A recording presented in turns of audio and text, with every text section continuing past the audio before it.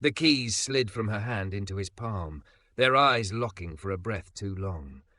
Sloane thought she was handing off a car. She never knew she was handing over her entire future. And Tristan Vale had no idea the valet he dismissed would become the man who could destroy him. Before we dive in, make sure to hit subscribe, tap like and share this video. The more voices we reach, the louder these stories become. The chandelier over the portico room threw frost-white light across a sea of sequins, and Sloane Ashbury tried to breathe inside a dress that fit like a velvet secret. She had been taught to glide, to smile, to place one manicured hand on a donor's sleeve and make him feel as if he were the moon. Tonight, the Crescent Gala wanted her to perform that moonlight again. Ashbury Hotel's future face, thick and stunning, the curves the tabloids obsessed over, and the board preferred hidden under tasteful tailoring. She'd tried tasteful. It felt like shrink wrap over a heart that wouldn't stop pounding. "Don't make a scene," Tristan murmured at her ear, his breath hot with bourbon. 5 minutes on the terrace, then we announce the expansion together. After that, you can eat a grape. "You mean after that I can leave?" Sloane said, steady. Her lips still tingled from the smile she'd been pinning on like jewelry. "I'm not your prop, Tristan." He smiled the way men do when they believe the world can be negotiated into obedience. "People invest in presentation. You present well. That's all I'm asking." Across the glass doors, the valet line moved like choreography, black jackets, quick hands, a row of hooded lamps flickering against coastal fog. She focused on that rhythm to keep from saying something that would scorch the entire room. This was the moment she always felt like running, and tonight the feeling wasn't a whisper, it was a siren. When she said nothing, Tristan's fingers pressed her wrist, just tight enough to bruise if he'd held it longer. "Do not disappear on me." He walked back toward the cluster of investors, his posture confident, his cufflinks catching light like sharp little moons. The sight of him, tidy, entitled, controlling, turned every muscle in her back to stone. Sloane's hand found the cool weight of a key fob in her clutch. Tristan's fob. The white Aventador had been delivered that afternoon, a triumph Tristan couldn't stop petting. He'd tossed the keys into her purse as if her body were an annex of his pockets. "Hold these, babe. Don't drop my baby." She inhaled once, twice, the way her trainer had taught her before a deadlift. Then she slipped through the glass doors into night air that smelled like salt and someone else's cigarettes.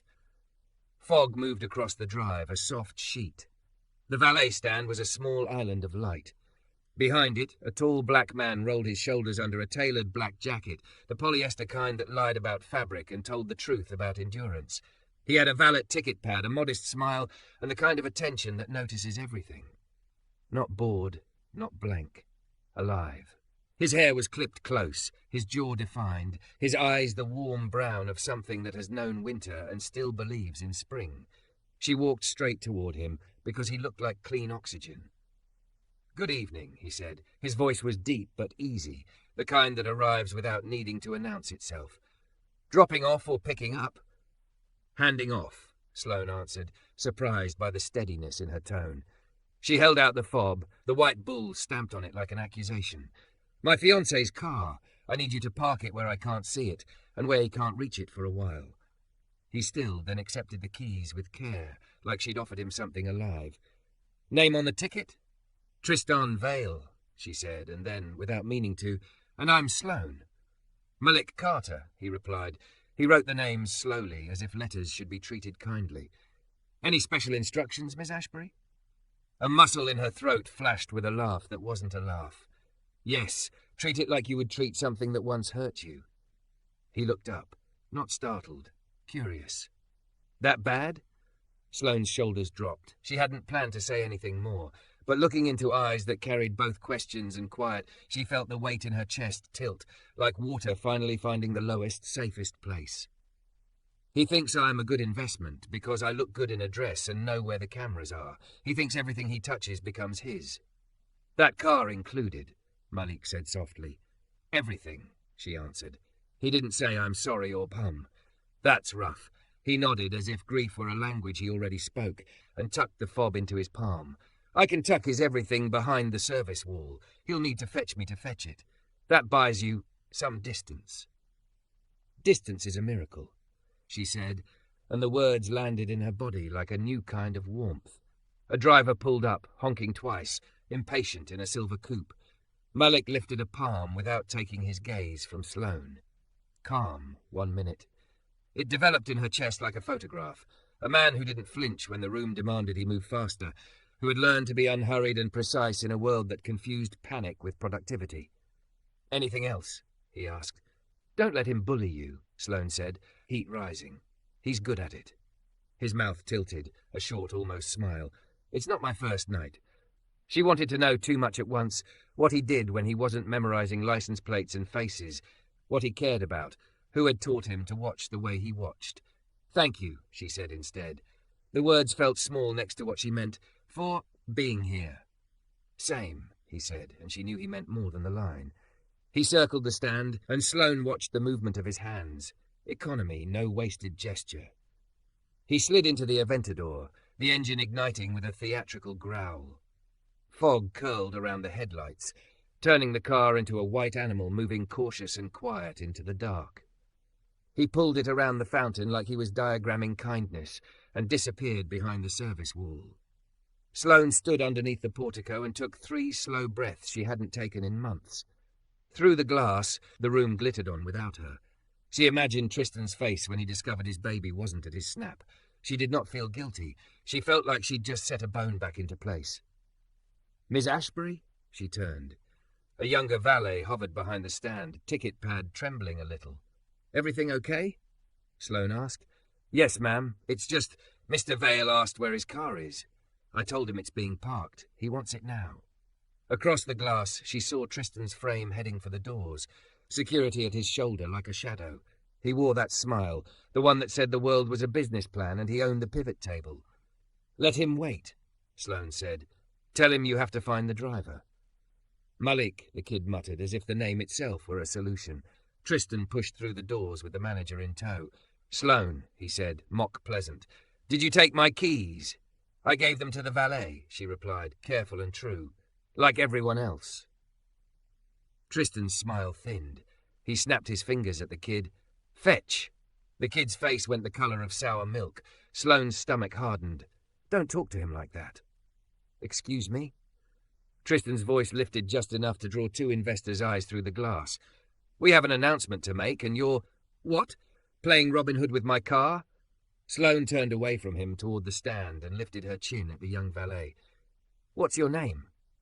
"Eduardo," he said, as if it cost him something to say it aloud. "Eduardo," she repeated, letting the syllables rest. "You're doing great. Please let your colleague park safely, then bring Mr. Vail's claim ticket to me." Tristan laughed, a sound that had always felt like cold water on her scalp. "Sloane, don't embarrass yourself." Behind the service wall, the Aventador re-emerged, Malik at the wheel.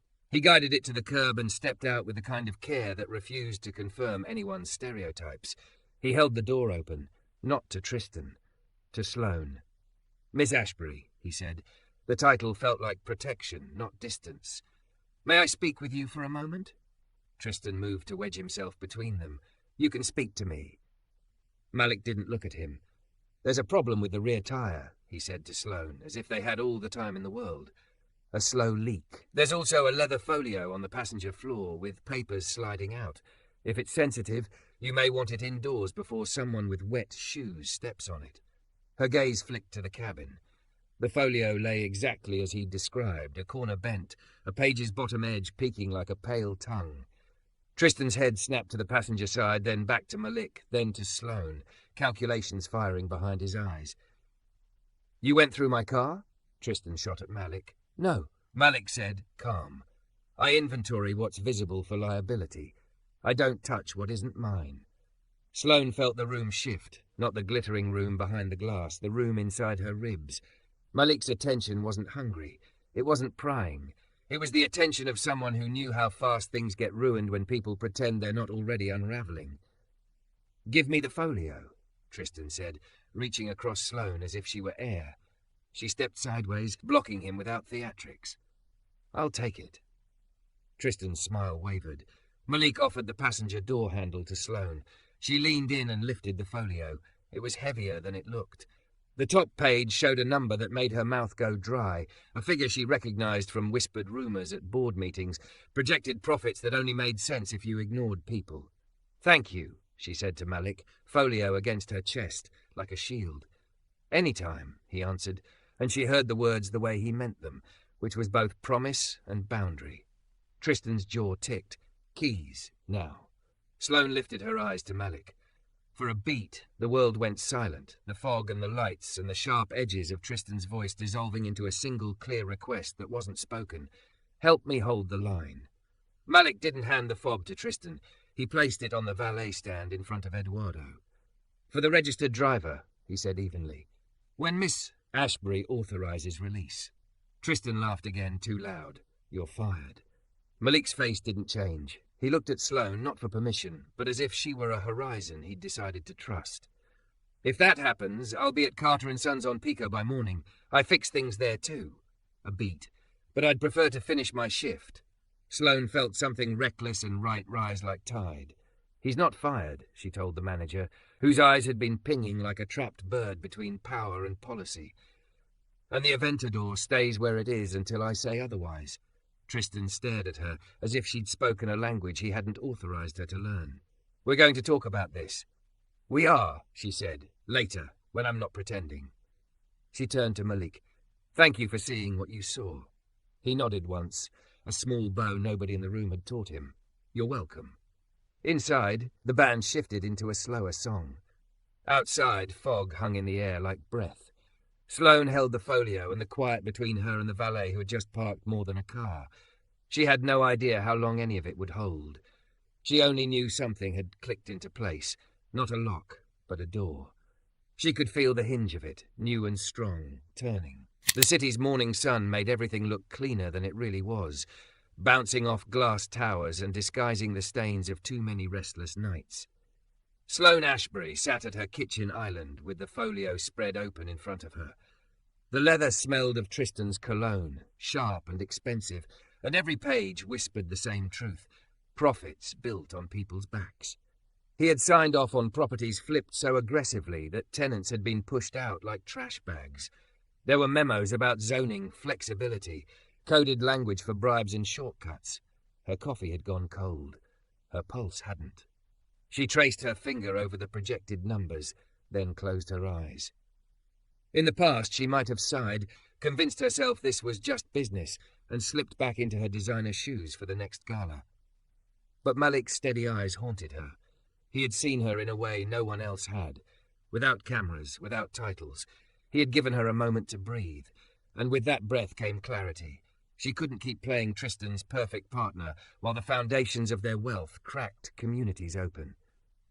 Her phone buzzed. "Where did you take my folio?" Tristan's text burned across the screen. "Meet me for lunch, alone. 1 p.m. Don't be late." She typed, "We'll talk when I'm ready." Then deleted it.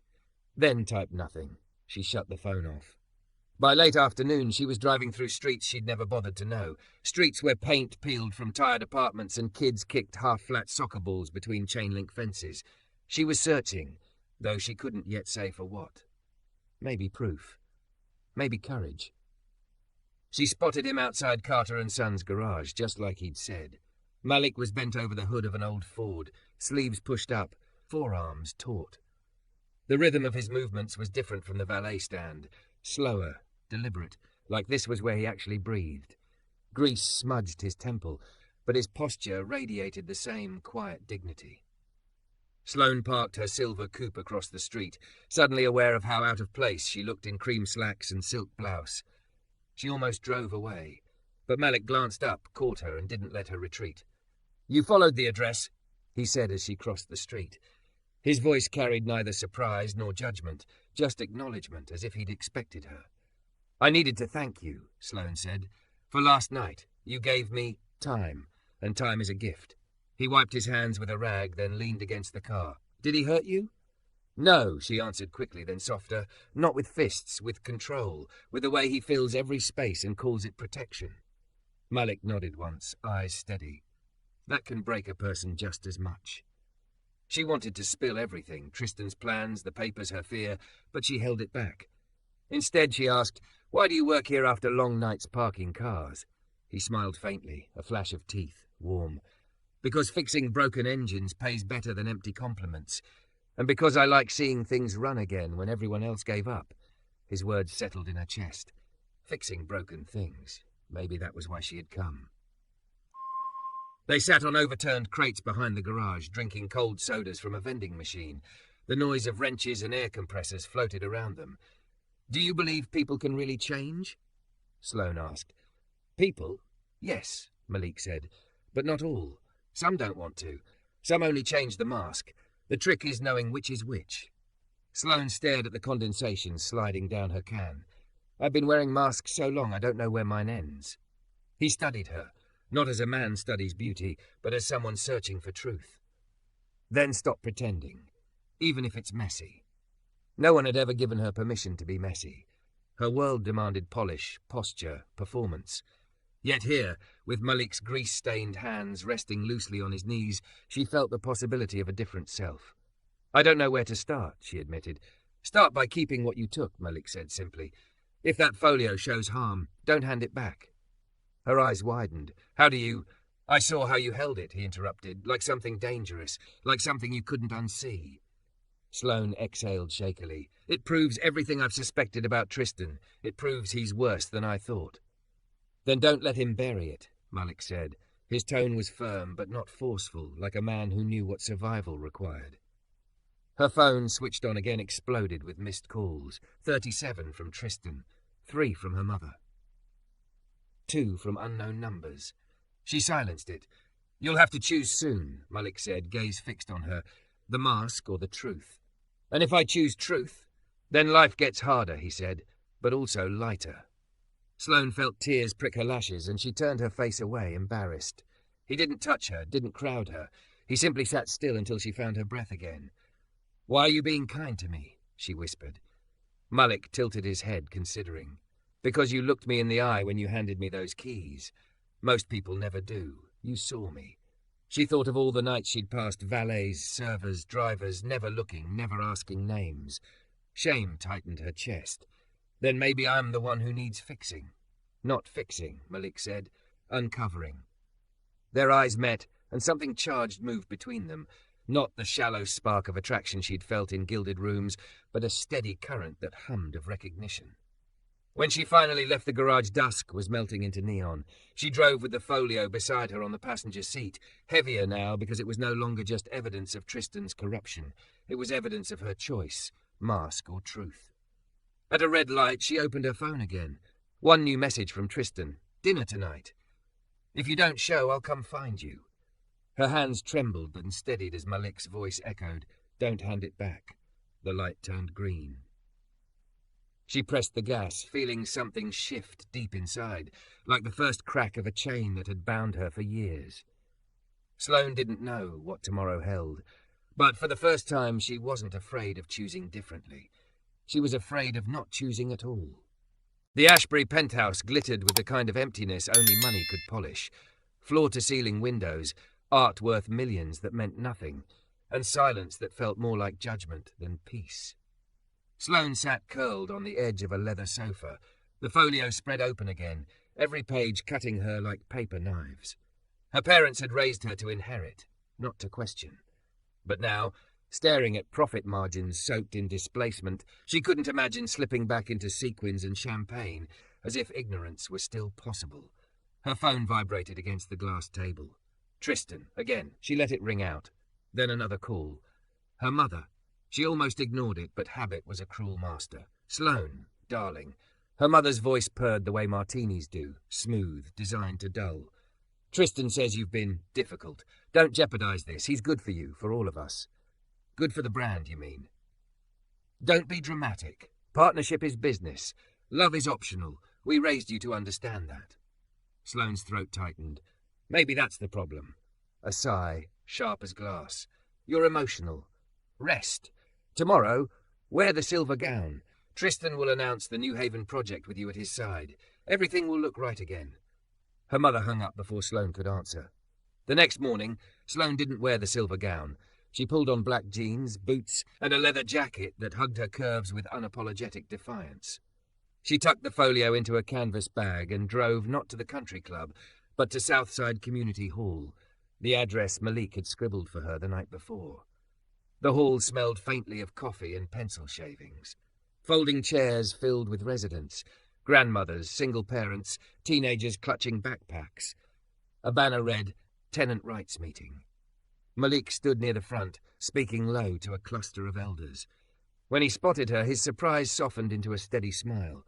Not the kind that demanded, just the kind that welcomed. You came, he said, guiding her to an empty chair. I needed to see where the numbers lead, Sloane whispered. She opened the folio and laid the evidence on her lap. Malik's eyes flicked over the papers, his jaw tightening.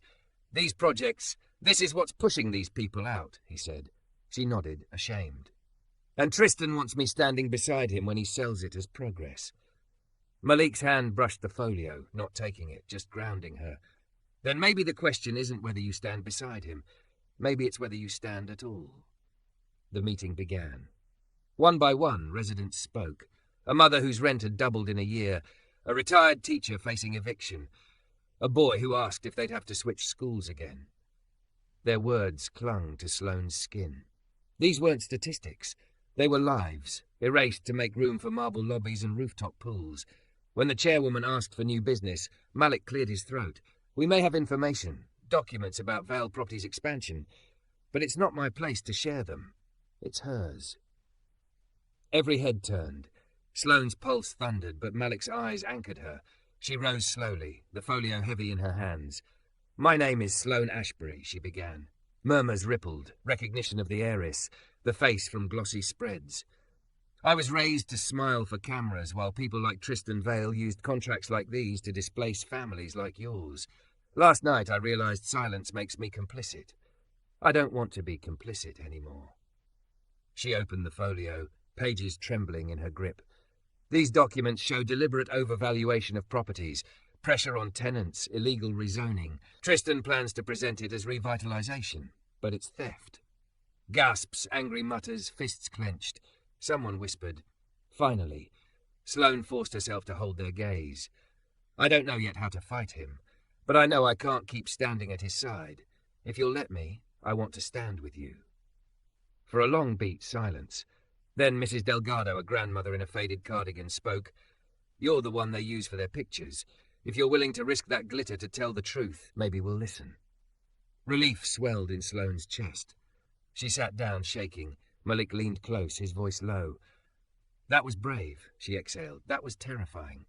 Same thing sometimes, he said with a smile.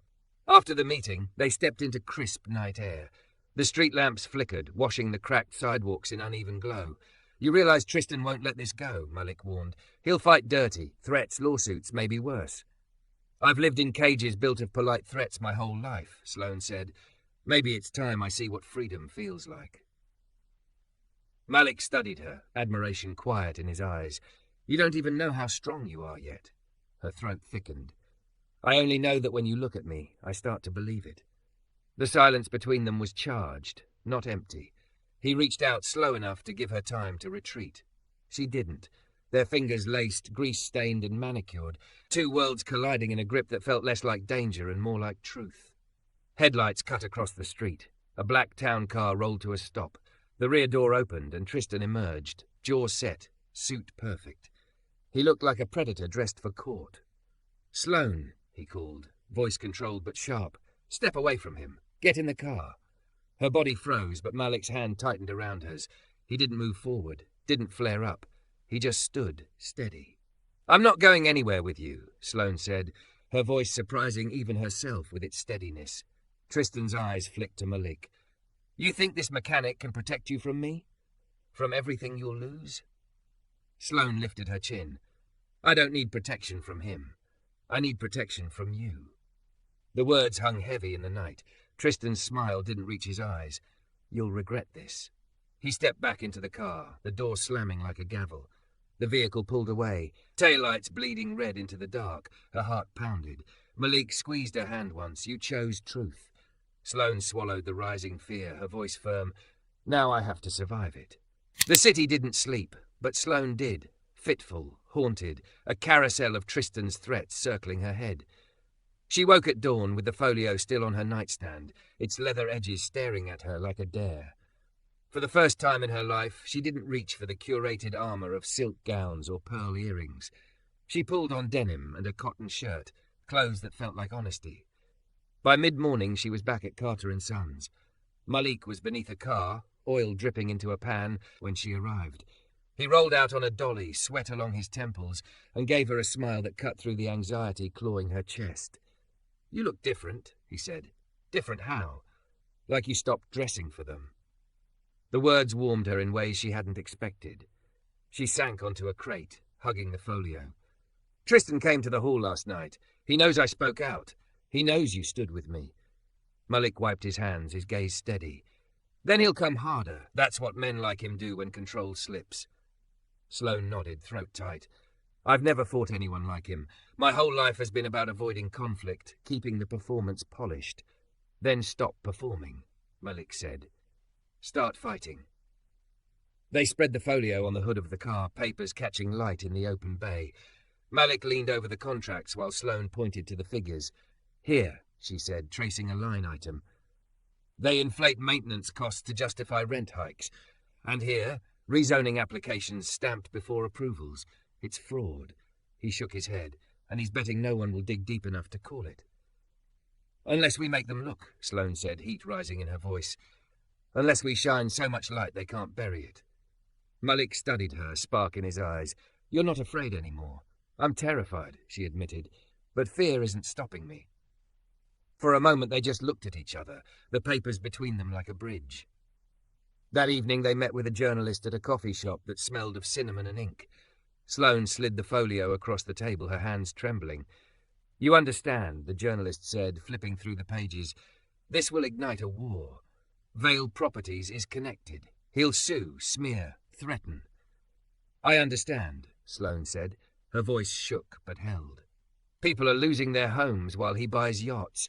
If telling the truth costs me comfort, so be it." Malik reached under the table, his hand covering hers. "We'll face it together." The journalist's eyes sharpened. "This will make headlines by morning." Back at the garage, Sloane leaned against Malik's car, exhaustion washing over her. "When this breaks, Tristan will come for me, for us." "Then let him," Malik said. His hand brushed her cheek, tentative but sure. "You've lived your whole life in his shadow. Time to stand in your own light." Her breath hitched. The distance between them dissolved. His kiss was slow, deliberate, tasting of truth more than passion. But the passion followed, flaring like fire, finding oxygen. When they broke apart, her forehead rested against his, the world smaller and safer in that touch. "I don't know what happens next," she whispered. "Neither do I," he said, "but I know I'd rather find out with you." The next morning the story detonated. Headlines screamed, Vail Properties accused of exploitation, documents leaked by Ashbury heiress. News vans swarmed outside the penthouse. Social media split her life open. Some called her brave, others naive. Tristan called her a traitor. He left her a message, venomous calm. "You've made a mistake, Sloane. You think Carter can protect you? He can't even protect himself." Her stomach lurched. She drove straight to the garage. Malik was waiting, phone in hand, having heard the same message. "He's not just threatening me anymore," Sloane said, voice raw. "He's threatening you." Malik's expression hardened, but his tone stayed calm. "Then we don't back down. Bullies win when we scatter. We stay steady." For the first time in days, she smiled, though tears blurred her vision. "You keep saying steady like it's easy." "It's not," Malik said, "but together it's possible." She pressed her palm against his chest, feeling the anchor of his heartbeat. "Then steady we stay." Outside, cameras flashed. Inside, Sloane felt the first true glimpse of herself. Unmasked, unafraid, ready. The storm came fast. Headlines multiplying, Tristan filing injunctions, lawyers circling like vultures. By the time Sloane left the garage that afternoon, her face was plastered across every newsfeed. Heiress betrays Vail, Ashbury princess turns on her own, Gala Queen exposes corruption. She'd never imagined her rebellion would burn this bright, this fast. Cameras camped outside the penthouse. Security flanked the lobby, reporters shouting questions about betrayal, about motives, about the mystery mechanic spotted at her side. She slipped past them with a hood drawn low, heart hammering. Upstairs, the silence of her penthouse was broken only by the endless ping of her phone. She ignored every call until one came from a blocked number. She should have let it die, but habit made her press accept. Sloane. Tristan's voice purred, controlled, venom-sweet. You've humiliated yourself. The world sees you as unstable, manipulated. You think they'll remember you as brave? They'll remember you as foolish. You're finished, Tristan, she said, her voice steady though her hands trembled. The documents speak for themselves. He laughed, the sound sharp as a blade. Documents can be discredited, but you can be destroyed. Don't forget who raised your profile, who polished your shine. I made you desirable to their cameras. I can make you unrecognizable. She hung up before her courage faltered, then turned off the phone entirely. She couldn't give him space in her ears anymore. By midnight, she was back at Malik's apartment above the garage. His place was small, 2 rooms, worn furniture that smelled faintly of cedar and grease, but it felt more like shelter than the penthouse ever had. Malik opened the door, his shirt streaked with oil, his eyes calm when everything else was chaos. You shouldn't be here, he said gently. Then where should I be? Alone in a tower built on lies. His jaw softened. He let her in, shutting the door against the city's roar. For a long time they sat on his couch, no words, just the hum of traffic outside. Her head rested against his shoulder, his arm wrapped around her as though he'd been built for that single purpose. I don't know if I can hold it together, she whispered. You don't have to, Malik replied. You just have to keep standing. I'll hold the rest. Morning brought escalation. The lawsuit Tristan filed hit the news before she'd even sipped coffee. He accused her of theft, defamation, breach of contract. The anchors called it a high society implosion. Her mother left a voicemail full of tears and accusations. Do you realize what you've done to us? Sloane paced Malik's narrow kitchen, fury and fear tangled in her chest. He's trying to bury me under paperwork before the truth can settle. Then we fight back with more truth, Malik said. He spread the documents across his kitchen table, careful hands arranging them into order. If he thinks lawsuits will scare us, he's wrong. We'll find more witnesses, more proof. We won't let him twist this. Her eyes burned with gratitude. Why are you with me in this? You could walk away and stay safe. Malik looked at her then, steady and unshaken. Because walking away would mean letting him win, and because I don't want to walk away from you. Something in her chest cracked open at that. Something raw, something new. She reached for his hand. He held hers tight. 2 days later, they stood shoulder to shoulder at a press conference outside Southside Hall. Residents lined the steps, holding signs, homes not profits, Vale hurts families. The cameras that once captured Sloane's gowns now captured her grit, jeans blazer, eyes fierce with purpose. Malik spoke first, his deep voice carrying conviction. These documents prove what our communities have known for years. Tristan Vale profits from displacing families. We stand together to say enough. Then it was her turn. The microphones crowded close, the air thick with flashbulbs. My name is Sloane Ashbury. For too long I played my part in silence. I smiled while families were uprooted, while greed disguised itself as progress. That ends now. I will not stand by while people are treated as collateral damage. I am using every resource at my disposal to fund legal defences for tenants, to build housing that cannot be stolen by corruption. Reporters shouted questions, but she raised her hand. This isn't about my name. It's about yours, the families who deserve homes, the children who deserve stability. This is your fight. I'm just lending my voice. Applause thundered from the residents.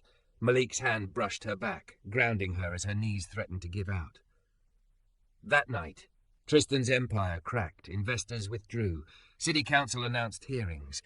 His face on the evening news looked more desperate than powerful, his smile tight and brittle. In Malik's apartment, Sloane watched the coverage, exhaustion settling deep in her bones. Malik sat beside her, silent, letting her absorb it. Finally she turned to him. I don't know what tomorrow looks like. The lawsuits will drag on. My parents may never forgive me. The cameras won't stop chasing me. He cupped her cheek, thumb brushing away a tear she hadn't realized had fallen. Tomorrow looks like truth. That's more than most people ever get. Her breath caught. And us? He leaned closer, his forehead against hers. We build. Whatever comes, we build. Homes, hope, a life, together. The kiss that followed wasn't hurried. It wasn't desperate. It was steady, like everything Malik gave her. Steady and certain, grounding her in a world that had just spun off its axis. Weeks later, construction began on the first community housing project funded by redirected Ashbury capital. Sloane stood with Malik at the groundbreaking, hard hat crooked on her hair, laughter spilling out as dust clung to her boots. Families gathered, children cheering, the air alive with possibility. She looked at Malik, his shirt rolled at the sleeves, clipboard in hand, eyes full of pride. The man who once parked cars now stood at the center of something vast and real. She slipped her hand into his. "Remember the night I gave you Tristan's keys?" "Yeah," he said with a smile. "Didn't know I was parking my own future." She laughed, tears bright in her eyes. "Neither did I." The crowd around them clapped as the first shovel of dirt turned, marking the start of something larger than both of them. In that moment, surrounded by voices lifted in hope, Sloane realized she wasn't afraid anymore. The mask was gone. The truth was hers. And with Malik at her side, she was finally living a life she had chosen, one built not on glittering lies, but on the solid ground of love, purpose, and a future wide open.